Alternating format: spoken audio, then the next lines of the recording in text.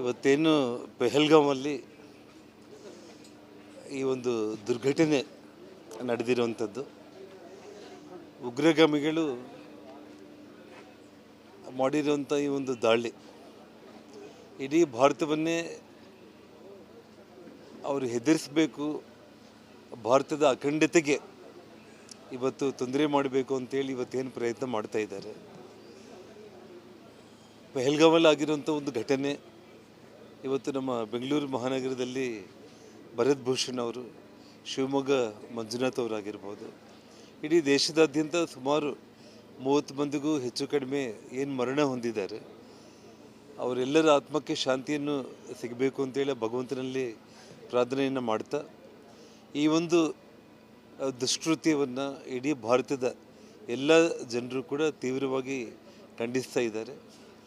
ಜೊತೆಗೆ ಈ 370 ಆರ್ಟಿಕಲ್ ತೆಗೆದಾಕಿದ ಮೇಲೆ ಕಳೆದ ವರ್ಷ ನಾನು ಮತ್ತು ನನ್ನ ಶ್ರೀಮತಿ ಇದೇ ಒಂದು ಸ್ಪಾಟಲ್ಲಿ, ಇವತ್ತೇನು ಈ ಘಟನೆ ನಡೆದಿದೆ ಇದೇ ಸ್ಪಾಟಲ್ಲೇ ಕುದುರೆಗಳ ಮೇಲೆ ಆಗಿರ್ಬೋದು, ಅಲ್ಲಿರುವಂಥ ಒಂದು ಪ್ರಕೃತಿಯೇ ಆ ಸೌಂದರ್ಯವನ್ನು ಸವಿಯೋದಕ್ಕೆ ಹೆಚ್ಚು ಕಡಿಮೆ ಒಂದು ದಿನ ನಾವು ಕಳೆದಿದ್ದೀವಿ ಅಲ್ಲಿ. ನಾವು ಅಂದರೆ ಇವತ್ತು ಅದೇ ಸ್ಪಾಟಲ್ಲಿ ಘಟನೆ ಆಗಿರೋದನ್ನು ನೋಡಿ ಬಹಳ ದಿಗ್ಭ್ರಮೆಗೆ ಒಳಗಾಗಿದ್ದೀವಿ ನಾವು. ಅಂದರೆ ಇಷ್ಟು ಅತ್ಯಂತ ಸುಂದರವಾಗಿ ಒಂದು ಭೂಲೋಕ ಸ್ವರ್ಗನೇ ನಮ್ಮ ಭಾರತದಲ್ಲಿ ಇರುವಂಥ ಈ ಜಾಗಕ್ಕೆ ಈ 370 ಆರ್ಟಿಕಲ್ನ ಸನ್ಮಾನ್ಯ ಪ್ರಧಾನಮಂತ್ರಿ ಮೋದಿಜಿಯವರು, ಅಮಿತ್ ಶಾ ಅವರು ದಿಟ್ಟ ಹೆಜ್ಜೆಯಿಂದ ತೆಗೆದಾಕಿದ ಮೇಲೆ ಇಡೀ ಭಾರತದಿಂದ, ಇಡೀ ವಿಶ್ವದಿಂದನೇ ಆ ಜಮ್ಮು ಕಾಶ್ಮೀರಿಗೆ ಪ್ರವಾಸಿಗರು ಬರ್ತಾ ಇರೋದನ್ನು ನೋಡಿ ಸಹಿಸಲಾರದೆ ಇವತ್ತೇನು ಈ ಕೃತ್ಯ ಮಾಡಿದ್ದಾರೆ. ಖಂಡಿತವಾಗ್ಲೂ ಕೂಡ ನಮ್ಮ ದೇಶದ ಧೀಮಂತ ಪ್ರಧಾನಮಂತ್ರಿಗಳಾದ ನರೇಂದ್ರ ಮೋದಿಜಿಯವರು ಒಂದು ದಿಟ್ಟ ಹೆಜ್ಜೆಯನ್ನು ಹಾಕೋದ್ರ ಮೂಲಕ ಈ ಉಗ್ರಗಾಮಿಗಳಿಗೆ ಒಂದು ದೊಡ್ಡ ಒಂದು ಪಾಠವನ್ನೇ ಕಲಿಸ್ಕೊಡ್ತಾರೆ ಮತ್ತು ಭಾರತದ ಅಖಂಡತೆಗೆ ಇನ್ನು ಮುಂದೆ ಇಂಥ ಒಂದು ತೊಂದರೆ ಆಗದೇ ಇರುವಂಥ ಒಂದು ರೀತಿಯಲ್ಲಿ ಒಂದು ದೊಡ್ಡ ಮಟ್ಟದ ಪಾಠ ಅವ್ರಿಗೆ ಇಡೀ ಜಗತ್ತೇ ನೋಡುವಂಥ ಒಂದು ಪಾಠವನ್ನು ಕಲಿಸ್ತಾರೆ ಅನ್ನುವಂಥ ನಂಬಿಕೆ ಭಾರತದ ಪ್ರತಿಯೊಬ್ಬ ಪ್ರಜೆಗಳಿಗೂ ಕೂಡ ಇದೆ. ಆ ಕೆಲಸ ಮುಂದೆ ಆಗುತ್ತೆ. ಖಂಡಿತವಾಗ್ಲೂ ಕೂಡ ಇವತ್ತು ಏನು ಮಾನವೀಯತೆಯನ್ನು ಮರೆತು ಇವತ್ತು ಇಡೀ ಒಂದು ಹಿಂದೂ ಮುಸ್ಲಿಂ ಅನ್ನೋವಂಥ ಒಂದು ವಿಚಾರದಲ್ಲಿ ನೀನು ಹಿಂದೂನಾ ಮುಸ್ಲಿಮಾ ಅಂತೇಳಿ, ಯಾಕೆಂದರೆ ನಾನು ಈ ಮಾತು ಯಾಕೆ ಹೇಳಬೇಕಾಗುತ್ತೆ ಅಂತಂದರೆ, ಇವತ್ತು ಈ ರಾಜ್ಯದ ಮುಖ್ಯಮಂತ್ರಿಗಳಾದ ಸಿದ್ದರಾಮಯ್ಯ ಅವರು, ಮಲ್ಲಿಕಾರ್ಜುನ್ ಖರ್ಗೆ ಅವರು, ಬಹಳಷ್ಟು ಮಂದಿ ರಾಜಕಾರಣಿಗಳು, ಕಾಂಗ್ರೆಸ್ ಪಕ್ಷದ ನಾಯಕರುಗಳಾಗಿರ್ಬೋದು, ಇವರೆಲ್ಲರೂ ಕೂಡ ಟ್ವೀಟು, ಫೇಸ್ಬುಕ್ಕು, ಇನ್ಸ್ಟಾಗ್ರಾಮ್ಗಳನ್ನ ನಾನು ನೋಡ್ತಾ ಇದ್ದೆ, ಟಿ ವಿಗಳಲ್ಲಿ ನೋಡ್ತಾ ಇದ್ದೆ. ಅಂದರೆ ಪ್ರವಾಸಿಗರನ್ನು ಟಾರ್ಗೆಟ್ ಮಾಡಿದ್ದಾರೆ ಅಂತೇಳಿ ಹೇಳಿದ್ದಾರೆ. ಪ್ರವಾಸಿಗರನ್ನು ಟಾರ್ಗೆಟ್ ಮಾಡಿರುವಂಥದ್ದಲ್ಲ, ಅದರೊಟ್ಟಿಗೆ ನೀನು ಹಿಂದೂನಾ ಮುಸ್ಲಿಮಾ ಅಂತೇಳಿ ಇವತ್ತೇನು ಟಾರ್ಗೆಟ್ ಮಾಡಿ ಇವತ್ತು ಅಟ್ಯಾಕ್ ಮಾಡಿದ್ದಾರೆ. ಈ ವಿಷಯವನ್ನು ಪಕ್ಷಾತೀತವಾಗಿ ದೇಶದ ಸಮಗ್ರತೆಗೆ, ಅಖಂಡತೆಗೆ, ಭದ್ರತೆಗೆ ಯೋಚನೆ ಮಾಡೋದನ್ನು ಬಿಟ್ಟು ಈ ಸಮಯದಲ್ಲಿ ಕೂಡ ಈ ರಾಜಕೀಯ ಮಾಡೋದಕ್ಕೆ ಹೊರಟಿದ್ದಾರೆ ಅಂತಂದರೆ ಅವ್ರ ನಾಚಿಕೆಯಿಂದ ಎಲ್ಲರೂ ಕೂಡ ತಲೆ ತಗ್ಗಿಸ್ಕೋಬೇಕಾಗಿರುವಂಥ ಒಂದು ವಿಷಯ. ಮತ್ತು ನಮ್ಮ ಭಾರತ ದೇಶದ ಪ್ರಜೆಗಳು ಇದನ್ನು ಕ್ಷಮಿಸೋದು ಇಲ್ಲ. ದಯಮಾಡಿ ಈಗಲಾದರೂ ಕೂಡ ರಾಜಕೀಯ ಮಾಡೋದನ್ನು ಬಿಟ್ಟು ನಮ್ಮ ದೇಶದ ನೆಚ್ಚಿನ ಪ್ರಧಾನಿಗಳಾದ ನರೇಂದ್ರ ಮೋದಿಜಿಯವರ ಕೈ ಬಲಪಡಿಸೋದ್ರ ಜೊತೆಗೆ ನಮ್ಮ ದೇಶದ ಸುರಕ್ಷತೆಗೆ ನಾವೆಲ್ಲರೂ ಕೂಡ ಮುಂದಾಗಬೇಕು ಅಂತೇಳಿ ಈ ಸಮಯದಲ್ಲಿ ಮಾಧ್ಯಮಗಳ ಮೂಲಕ ನಾನು ಮನವಿ ಮಾಡ್ತಾ ಇದ್ದೇನೆ. ಇವತ್ತೇನು ಪೆಹಲ್ಗಾಮಲ್ಲಿ ಈ ಒಂದು ದುರ್ಘಟನೆ ನಡೆದಿರುವಂಥದ್ದು, ಉಗ್ರಗಾಮಿಗಳು ಮಾಡಿರುವಂಥ ಈ ಒಂದು ದಾಳಿ ಇಡೀ ಭಾರತವನ್ನೇ ಅವರು ಹೆದರಿಸಬೇಕು, ಭಾರತದ ಅಖಂಡತೆಗೆ ಇವತ್ತು ತೊಂದರೆ ಮಾಡಬೇಕು ಅಂತೇಳಿ ಇವತ್ತೇನು ಪ್ರಯತ್ನ ಮಾಡ್ತಾ ಇದ್ದಾರೆ.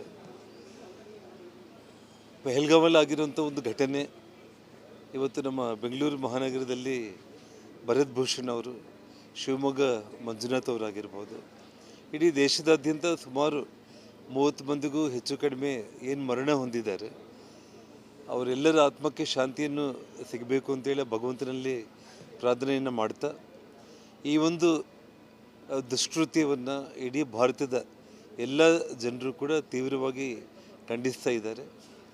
ಜೊತೆಗೆ ಈ 370 ಆರ್ಟಿಕಲ್ ತೆಗೆದಾಕಿದ ಮೇಲೆ ಕಳೆದ ವರ್ಷ ನಾನು ಮತ್ತು ನನ್ನ ಶ್ರೀಮತಿ ಇದೇ ಒಂದು ಸ್ಪಾಟಲ್ಲಿ, ಇವತ್ತೇನು ಈ ಘಟನೆ ನಡೆದಿದೆ ಇದೇ ಸ್ಪಾಟಲ್ಲೇ ಕುದುರೆಗಳ ಮೇಲೆ ಆಗಿರ್ಬೋದು, ಅಲ್ಲಿರುವಂಥ ಒಂದು ಪ್ರಕೃತಿಯೇ ಆ ಸೌಂದರ್ಯವನ್ನು ಸವಿಯೋದಕ್ಕೆ ಹೆಚ್ಚು ಕಡಿಮೆ ಒಂದು ದಿನ ನಾವು ಕಳೆದಿದ್ದೀವಿ ಅಲ್ಲಿ ನಾವು.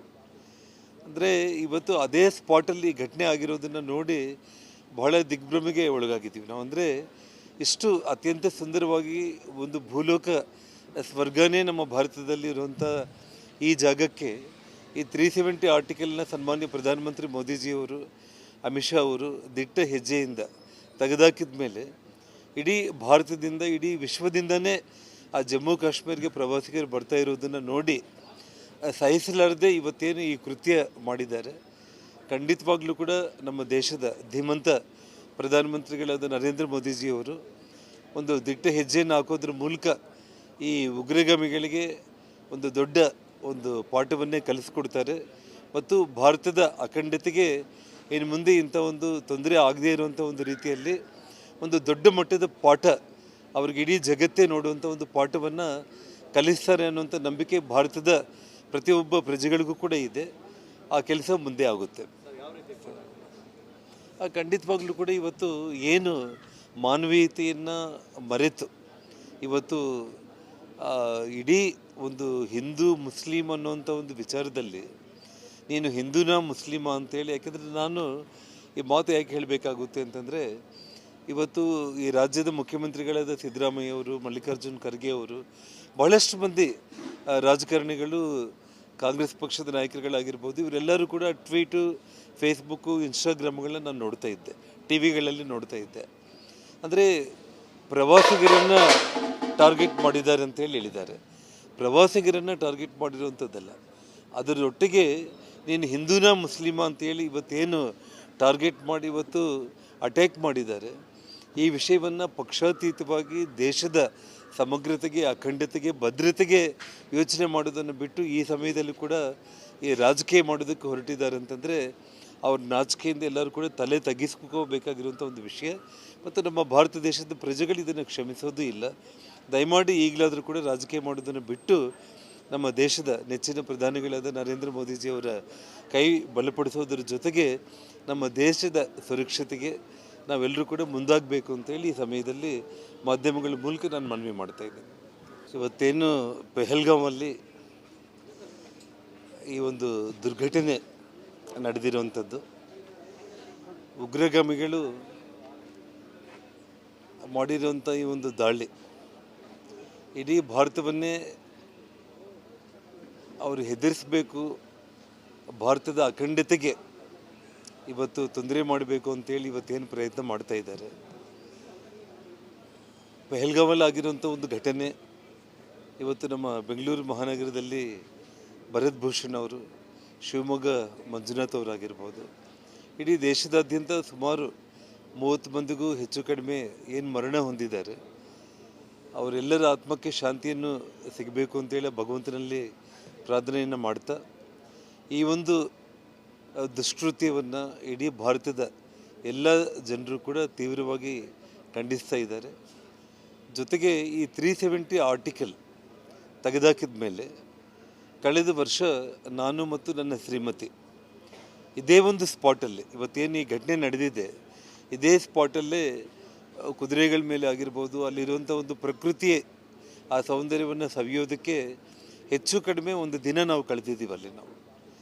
ಅಂದರೆ ಇವತ್ತು ಅದೇ ಸ್ಪಾಟಲ್ಲಿ ಘಟನೆ ಆಗಿರೋದನ್ನು ನೋಡಿ ಬಹಳ ದಿಗ್ಭ್ರಮೆಗೆ ಒಳಗಾಗಿದ್ದೀವಿ ನಾವು. ಅಂದರೆ ಇಷ್ಟು ಅತ್ಯಂತ ಸುಂದರವಾಗಿ ಒಂದು ಭೂಲೋಕ ಸ್ವರ್ಗನೇ ನಮ್ಮ ಭಾರತದಲ್ಲಿ ಇರುವಂಥ ಈ ಜಾಗಕ್ಕೆ ಈ 370 ಆರ್ಟಿಕಲ್ನ ಸನ್ಮಾನ್ಯ ಪ್ರಧಾನಮಂತ್ರಿ ಮೋದಿಜಿಯವರು, ಅಮಿತ್ ಶಾ ಅವರು ದಿಟ್ಟ ಹೆಜ್ಜೆಯಿಂದ ತೆಗೆದಾಕಿದ ಮೇಲೆ ಇಡೀ ಭಾರತದಿಂದ, ಇಡೀ ವಿಶ್ವದಿಂದನೇ ಆ ಜಮ್ಮು ಕಾಶ್ಮೀರಿಗೆ ಪ್ರವಾಸಿಗರು ಬರ್ತಾ ಇರೋದನ್ನು ನೋಡಿ ಸಹಿಸಲಾರದೆ ಇವತ್ತೇನು ಈ ಕೃತ್ಯ ಮಾಡಿದ್ದಾರೆ.